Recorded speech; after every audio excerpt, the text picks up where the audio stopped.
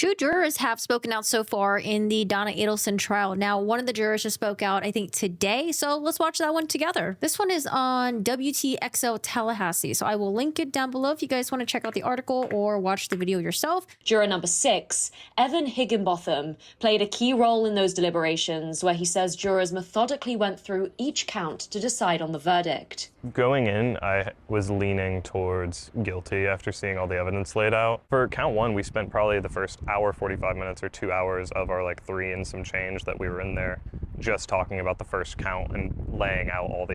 Now, we've already heard from the jury foreperson on TikTok. So I think so far what he's saying aligns with what she's saying, how they went through each of the counts and kind of, you know, even though I think most people were already leaning on guilty, they wanted to make sure that everything was button up, making sure that everyone felt comfortable voting guilty and that they were definitely sure and it wasn't something that they were pressured to vote.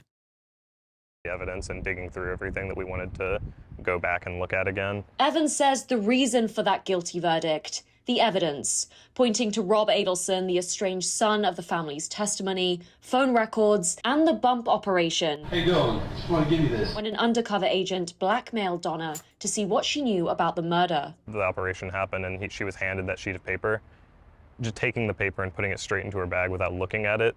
I'm not taking anything from anyone and putting it in my bag before. It's because Donna knew what was in there, you know, she just took it in. Usually you'd be like, oh, what is this? Oh, I don't want this. Why are you giving me this? You know, and then you would take a look at the piece of paper. She doesn't do any of that. Before looking at it. Did you have discussion about any other suspects in that room? Not really. We briefly spoke about Wendy Adelson, but she's not the one on trial. So we tried to stay focused and follow the jury instructions and stay only discussing Donna's part in this. Donna Adelson is the 5th person to be convicted for the murder of Markell. There's been lots of speculation on whether Donna's daughter and Dan Markell's ex-wife, Wendy Adelson, could be arrested next. I spoke with State Attorney Jack Campbell to see where prosecutors stand with the case. Another interview. We will continue to work and make sure that every person who is responsible, we can hold them accountable. Now, I can't predict where that will lead us right now, but I can guarantee you that we're not stopping looking at the evidence. Because of this experience, Evan, who's only 24 and in school, tells me he's changed his career path. I came out on the other end of this fully. I actually went and changed my major. I've been talking about this now. I'm now going for a pre-law degree. Wait, what? From engineering. Next steps in the Donna Adelson case. It's like so different. Engineering, pre-law, interesting. That's cool. Include her. Also, I'm loving this look for her right now. She looks so good with her red outfit and her hair. She's giving me Ginger Spice vibes. Anyway, sorry. Just had to compliment on her nice attire. Sentencing that has not happened yet. After the verdict was announced Thursday, Dan Markell's parents, Phil and Ruth, asked Judge Stephen Everett for the maximum sentence. A case management. Yep, we'll see you guys in a month from now when we do the sentencing for Dan Markell. All right, so that was one juror that spoke out today. Let's go to the jury foreperson who spoke out on TikTok. I'm here to say that I was on the jury and I got to be the foreperson. If you have questions, let me know because I can finally talk. I can understand her excitement there, although the camera shaking thing is making me a little bit dizzy. I can understand her excitement because when we are watching this, okay, we have the amazing pleasure to talk about it as it's happening, to either criticize, you know, the defense team, to criticize some of the things that's happening with maybe, I don't know, with the evidence, right? We get to talk about what, if you think Donna did it, we get to talk about, you know, like just basically all the wiretapping stuff, just everything, right? It's cool that we get to talk about it. I'm so glad that I'm not a jury because you're the jury, you're sitting there, you can't talk about it. You got to shut your mouth, you go home, can't talk about it. You know, you got to come back the next day and imagine listening to all like the wiretaps and stuff like that. And it's like, it's all just in your head. You can't say anything. It's not until deliberations that you can finally talk about it with your fellow jury people. But oh my God, having to sit there for almost 2 weeks and not say shit about this, I can understand why she's excited to be like, hey, fuck, I'm ready to talk about this. I have to tell my dog. Not a single member on the jury knew anything about this case before being selected to serve on the jury. Okay, first and foremost. Number 2, as far as people. The jury selection process, when they were doing the voir dire of each of the jury, it was actually pretty interesting. I tuned in here and there for it, but it seems like they were quite thorough in the questions they were asking the jury. And then also for this case, it's like Georgia's like, I don't know, like 4th, 5th time or something like that for this case, right? Or case adjacent to this. But they asked questions about, how do you feel about snitches?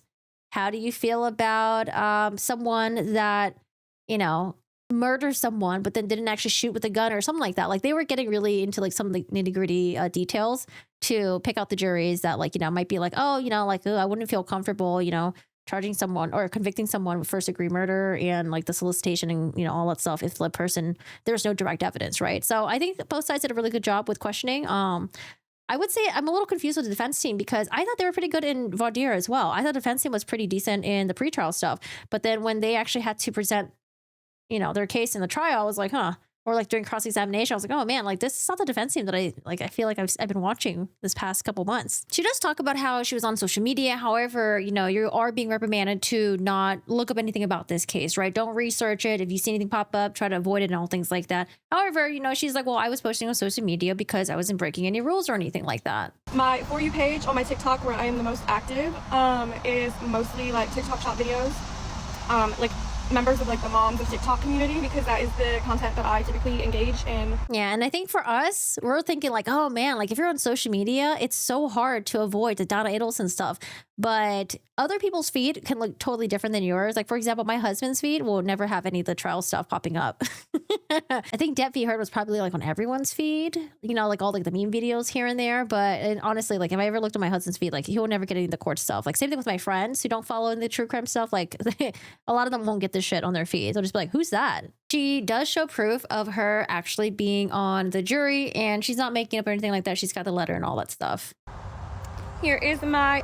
Please know how much I appreciate your service as a juror in my courtroom. Oh, that's so sweet. Please accept this letter verifying that was summoned for jury duty. I learned so much, and like about the case, but also about the law, and I like that excites me. That I thought it was.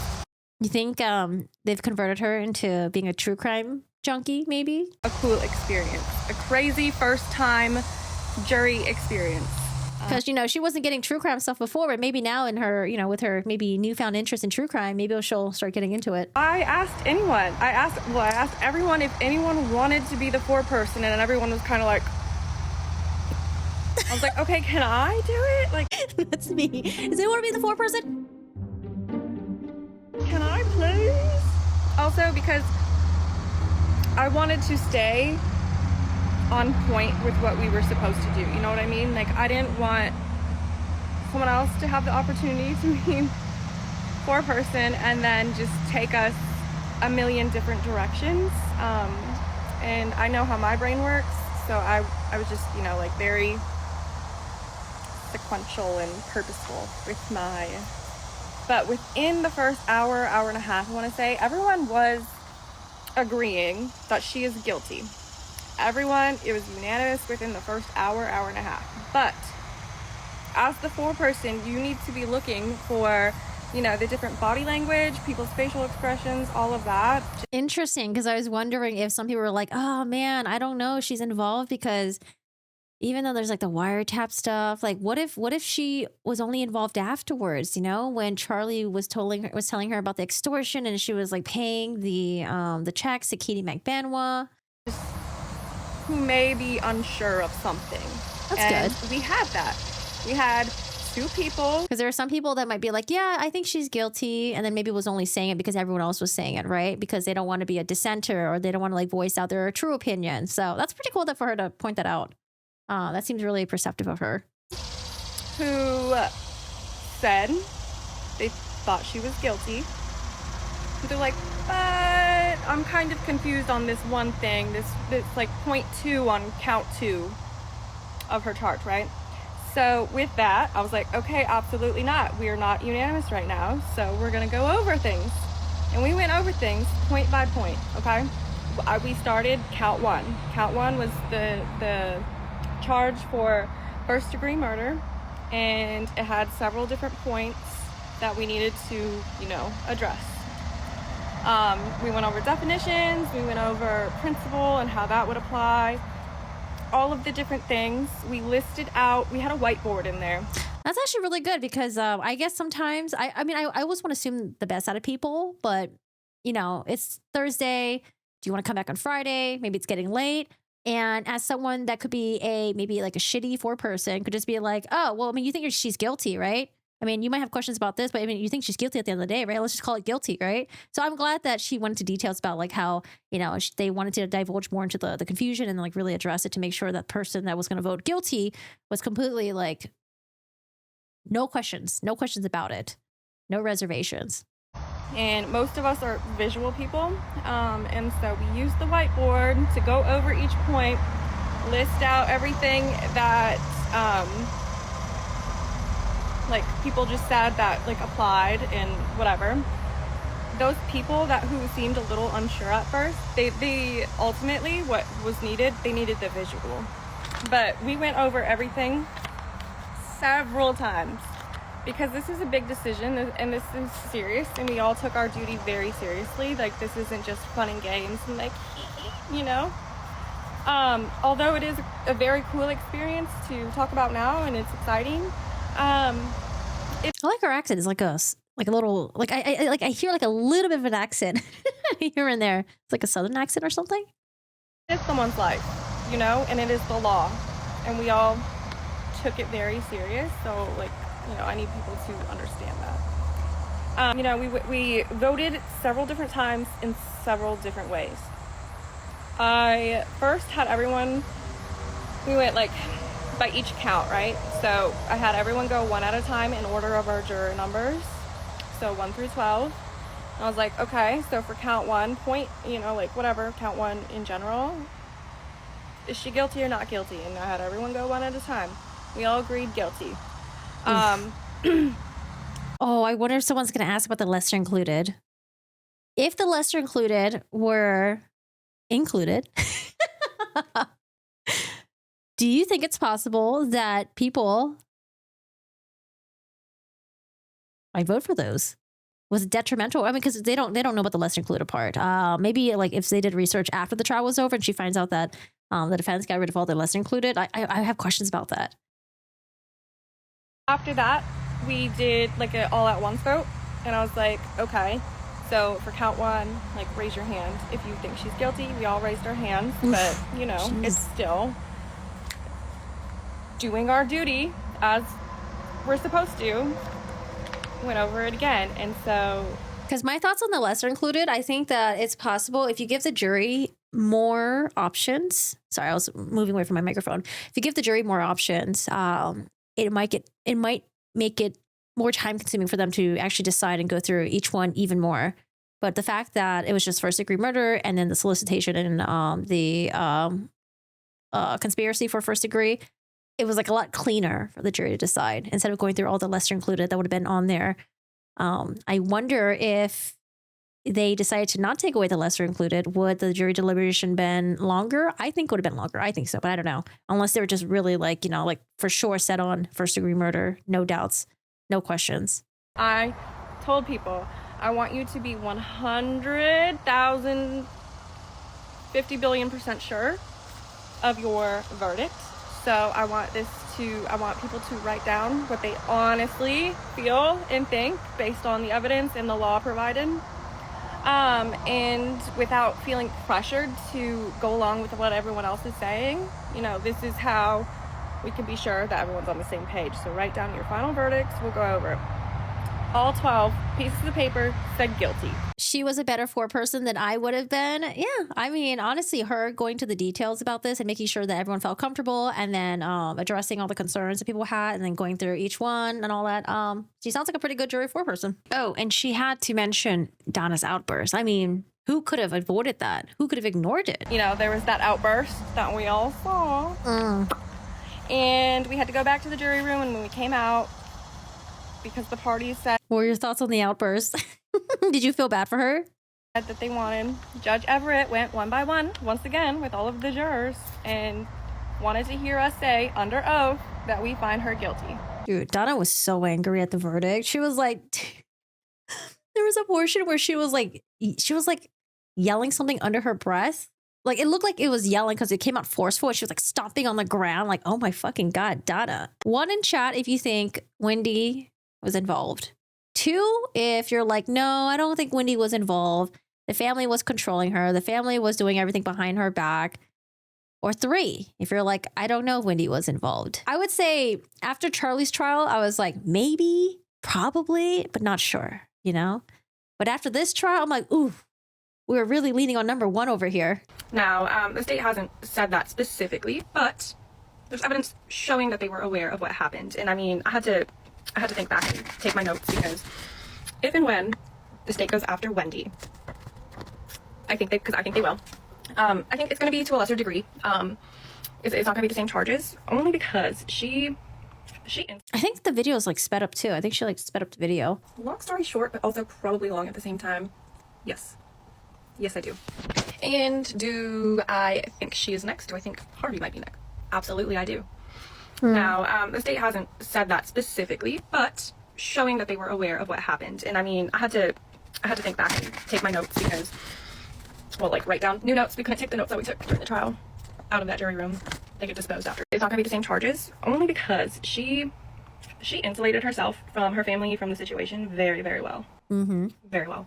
Yep. And she also played dumb very well. Yep. I feel like that's when we saw the acting that Miss Donna referred to previously. She plays that part way too good. So I do think that she will be next. I just don't know what extent. I don't know what she will be indicted on, but she was 100% involved. 100%. Because how would they know Dan's routine, right? Obviously they were given his address, whatever. But the killers, the hitmen, they would have needed some sort of insight as to where they can find him.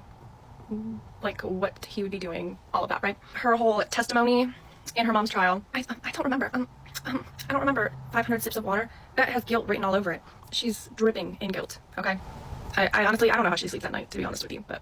You're not dripping. You're here nor there right now. Did we discuss that? In the jury room during deliberations? Not necessarily. We just described, we discussed things about her relating to her testimony and just like things in regard to the case, because we had to stay on point. Walking back, being escorted by the bailiffs to the where we parked and stuff, it was very interesting to hear everyone's opinions, because at that point in time we were allowed to talk about it because we were dismissed from the jury. Everyone agrees. She's probably gonna be next. She states that in her testimony, she the morning that Dan was shot, right? She was going to meet some friends for lunch, but she had to stop by the liquor store for like a stock at the bar party later on, whatever. Now, the liquor store she chose was completely out of the way. The route she took. Thank you. Yep. I'm glad that y'all noticed that. I'm so glad that Georgia Kappelman had that map up during, was it Sergeant Corbett's testimony, where it's like, hey, here's a liquor store that was closer to her. Here's the route that she was supposed to take to go to the brunch. However, why she go this way? But she chose to go this very long route out of the way, and says she normally takes Trescott Drive, so she goes to try to turn, but there was the roadblock, because at that point in time, law enforcement had arrived on scene, Dan was rushed to the hospital, yada, yada, yada. She says she encountered the roadblock, turned around real quick, and just like went a different way to the liquor store. Then they also brought in another witness. The state brought in another witness, the officer who was working like at the roadblock, basically, and he states, which contradicts what Wendy said, that you could see Dan's house, the crime scene, all of the police cars and EMS, whoever else was there, right? You could see that from the house, from the roadblock. And whereas she claimed you couldn't see it. So, knowing that, he also identified her car in the trial during his testimony. He saw her car, and most people, like when they get to a roadblock, they, kind of turn slowly to get, like, we're like, oh, what's going on? Like, processing it. No, she, like, whipped in and out, right? That would be cool if we had, if one of the neighbors had surveillance footage of Wendy's car pulling up to it and then just getting the hell out of there. No, now knowing that she could see the house and she didn't make any calls to the daycare, to Dan, to check on him, the kids, no calls to law enforcement to see if anything was okay. Come on. It just doesn't add up. She's also going to bring up Jeff Lacasse's testimony as well. Now, remember, Jeff is the one who was the ex-boyfriend, and Jeff really thought that Wendy was trying to set him up as someone who could have killed Dan Markel. I will say, I think it's very weird that she told him about the hitman thing in confidence, and then he didn't report it. And hey, that's a good point. But, would you really want to go to law enforcement and say, hey, my girlfriend that I'm dating said this to me? I don't know. They might just look at you and not take you seriously, give you the side eye. Or maybe you're just like really uncomfortable, just like, oh, ha, ha, ha. You're just joking, right? In your head. What are you going to do at this point? But that's one thing, like towards the end of their relationship, they were discussing, like the relocation thing, because apparently that Wendy always talked about that, and like the divorce file, yada, yada, yada. And she said, well, can I tell you something in confidence? And she said, yeah, you know, my brother looked into that hitman thing because at that point in time, he was there to witness a joke from Charlie, like, oh, a TV is cheaper than a hitman or something like that. And I think Wendy divulging that to Jeff Lacasse before Dan Marquette was murdered, I think it was a combination of her really being nervous, maybe thinking she can trust Jeff, possibly, or her already planning to implement her family members. So later on, you know, when Jeff Lacasse will be interviewed, because he is the ex-boyfriend, when he's interviewed, he will tell law enforcement, hey, by the way, I heard that Charlie looks into hiring a hitman. His testimony, like, basically the last time that they got together, July 11th, 2014, they met up somewhere. I think it was hot yoga. Basically, he, at that point in time, knew the relationship was over. So he, like, literally, like, backed off as they were leaving, whatever. Didn't say anything. But then Wendy turns around and asks him very weird and specific questions about his travel plans in the coming days. You know, with that, the first time the hitman had come to Tallahassee, they rented a car, a Nissan, that looked just like Jeff's car at that time. And that point in time, too, she was asking specific questions about his travel. So, you know, it's just a little weird. I think she was trying to set him up. And then all the details that they had, she had to have provided it. I mean, obviously. Calling her kids by her last name before Dan was ever shot. And then legally changing their last name. And the older one's middle name, mind you. Middle name and last name 1 year after he died. Also with that, she didn't take the kids to his funeral. That's a little strange. Yeah. A little strange or a lot of strange? They both, Wendy and Harvey, both knew. They didn't say anything. That is a crime in itself. And I do think they're next. Oh, is that her? She was talking about how her algorithm is full of like mom stuff. So I was wondering if she was maybe a mom. He's like, let me in. When and what you're charged with. She's trying to block him out. To be a juror in Florida. I don't know what music this is. Why is there music on here? I don't know if this is copyright music or not. Also, biggest cringe moment for me was when the attorney for Donna joked that the court reporter was going to shoot her for going too fast. Please tell me you guys heard that. That actually went over my head. Yeah, that completely went over my head. Did it go over your guys' head too? Or were you guys like, ooh, why would you say that?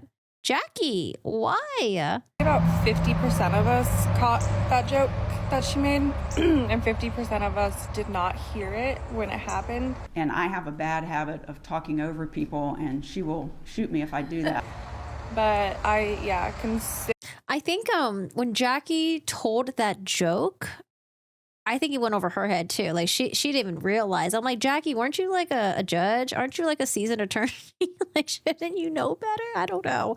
However, there was a joke that Jackie told in closing, and she caught herself real quick. And she's like, oh, you know, I forgot. She like tried to like backtrack a little bit. Considering she was the defense attorney on a murder trial for someone who was shot, and she makes that joke, it didn't look good. That's all I'm going to say about that. So there we have it. We have 2 jurors so far that have spoken out about them being on Donna Adelson's trial.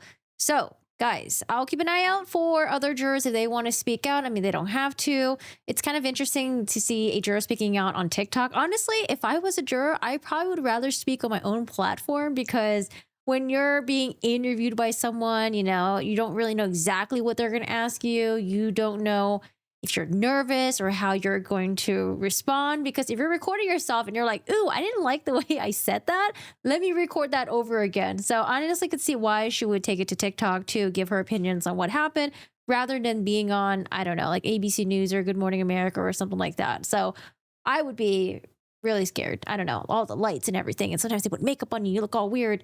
Anyways, guys, I'm just rambling. All right, so guys, thank you so much for joining us. I hope you guys have a good one. We'll be covering other cases. Feel free to stop in, pop in, and don't forget to subscribe.